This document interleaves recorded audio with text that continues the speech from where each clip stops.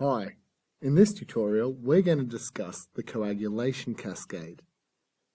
This is a sequence of interactions between proteins to cause fibrin deposition at the location of tissue injury. There are two pathways, the intrinsic and extrinsic pathway.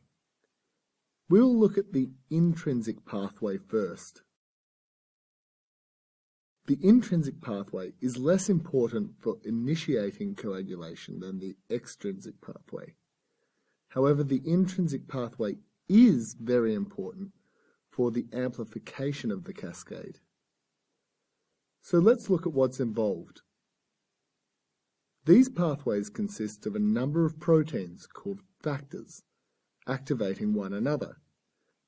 These are usually denoted by Roman numerals. And the first factor of the intrinsic pathway is factor 12. The intrinsic pathway is also known as the contact pathway. This is because factor 12 can be converted to its active form, factor 12A, when it comes in contact with negatively charged surfaces. Most commonly, this surface is glass within a pathology lab. So as you can see, the active versions of these factors are denoted by the letter A. In this case, the active form of factor 12 is factor 12A. Now factor 12A causes the conversion of factor 11 to factor 11A. Factor 11A then in turn converts factor 9 into factor 9A.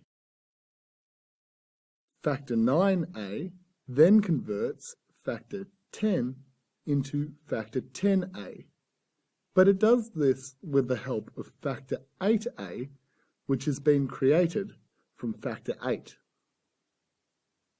Factor 10A can then convert prothrombin to thrombin, and it does this with the help of factor 5A, which of course has been produced from factor 5.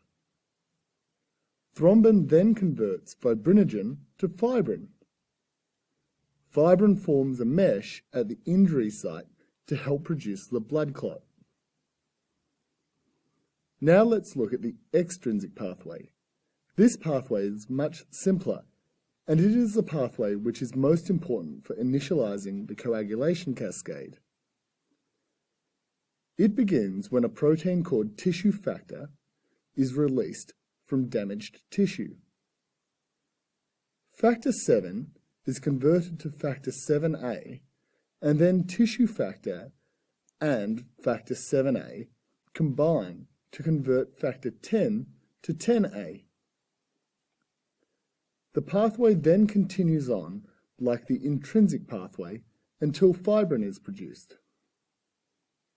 One last thing we need to consider is the positive feedback effect thrombin has on the cascade. Thrombin has a role in accelerating the production of factor 11A, factor 8A, and factor 5A. In this way, the cascade is amplified to produce the necessary fibrin in a short amount of time. And that's an overview of the coagulation cascade. In the next hemostasis tutorial, we'll look at the drugs that can modify the formation of blood clots and thrombi. If you've enjoyed this tutorial, please help us produce more by making a donation at www.handwrittentutorials.com.